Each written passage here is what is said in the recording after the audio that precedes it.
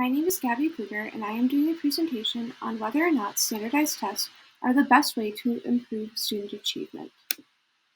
Standardized testing is an outdated and biased way of gathering data that creates inequalities, student stress, and inadequately measures student abilities and knowledge. The U.S. News and World Report states that in 2002, the No Child Left Behind Act mandated standardized testing in public schools all across the country. Students don't learn the same way they did in 2002, so why are we still gathering our data from standardized tests created in 2002? The National Education Association stated, educators have long known that standardized tests are an inaccurate and unfair measure of student progress. If so many educators believe this, why are we still using them to assess our students' capabilities?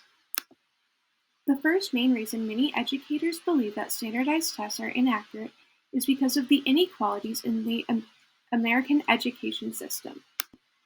Education Advanced wrote, critics argue that wealthier families have more access to test prep resources. Education Advanced wrote that critics argue that wealthier families have more access to test prep and resources, creating an uneven playing field. The National Education Association stated that PBA, performance-based assessments, also removes bias and creates more equity. For example, Holland recalls a state standardized test question about decomposition for 8th grade science. The question asked about grass clippings after mowing the lawn, and students got hung up on grass clippings, she says. Some had no idea what they were because they either lived in apartments and had no lawns, or they had lawns but didn't mow them because they had landscapers. The inequalities between wealthy and poor neighborhoods expands into the school systems. Students in a low-income school do not have the same resources that wealthier schools have. This makes standardized testing unfair for students because nobody has the same amount of preparation or resources.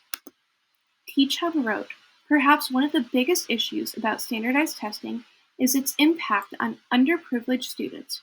Research shows that students from low-income backgrounds tend to perform worse on standardized tests due to limited resources and biases in the way that the tests are designed. This creates an unequal playing field, further widening the gap between privileged and underprivileged communities.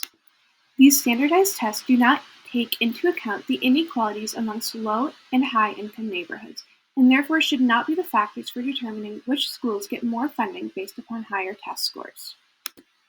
Another reason standardized state testing should be replaced is because of the student stress created by standardized testing. Education Advanced wrote, many experience test anxiety, which affects their performance because the testing environment is so stressful. When students are so stressed, they do not perform their best, which skews the data. To expand even further, National Education Association wrote, standardized tests create test anxiety, and some kids even have test phobia because they have just this one chance at getting it right. TeachHub wrote, the pressure attached to standardized testing creates a stressful environment for both teachers and students. Teachers worry their job depends on how well their students perform on the test, while students deal with test anxiety. On top of test anxiety, students see the stress that state testing causes their teachers and can further create more stress for the students while testing. The pressure of only having one chance to get things right is a lot of pressure to put on a student, especially an elementary school student. Another reason standardized tests should be replaced is because standardized tests inadequately measure student capabilities.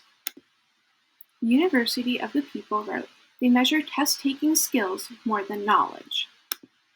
Education Advanced stated, while standardized tests are praised for their objectivity, they don't measure intelligence directly. Research from Harvard reveals that socioeconomic status is a stronger predictor of SAT scores than schooling or grade level. We should be measuring how well students interact and engage in what they are learning rather than how well they can complete the same test with slightly harder questions each year. This is not a true measurement of what they learn. This is a measurement of how well they can take a test. The National Education Association wrote, the PBA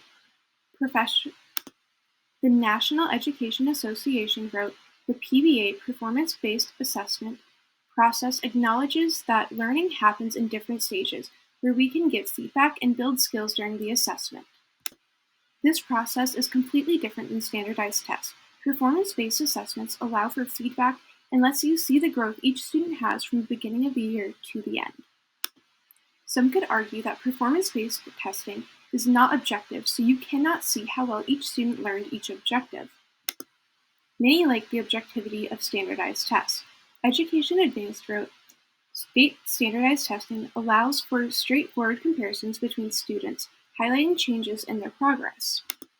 Education Advanced also stated, "The results of these exams offer valuable data that researchers and policymakers use to analyze education trends and outcomes."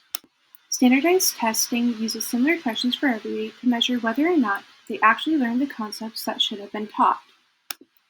Fordham Institute wrote, "They assess students based on a similar set of questions, are given under nearly identical testing conditions, and are graded by a machine or blind reviewer." These things are done to be sure that students have almost the same testing environment and questions to be able to assess students' data across schools, districts, and states. Although standardized testing can be objective, there is also a question of whether or not students actually improve or if they just learn how to take the test, since it does not alter very much over time. This is why performance-based assessments are better at measuring progress.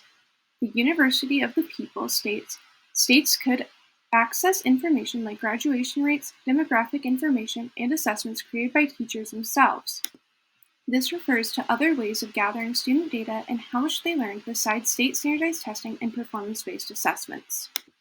The University of the People also wrote, "Like in the job market, candidates submit portfolios to showcase their work. This could be the case in education as well. Portfolios can be composed of both individual and group projects. Teachers can assign projects year-round." This piece acknowledges and promotes the idea of performance-based assessments in the classroom, justifying that it is more worthwhile as it prepares them for the job market, not just how to complete a test. A Pass Education writes, "Performance-based assessments are created around a standard or multiple closely related standards."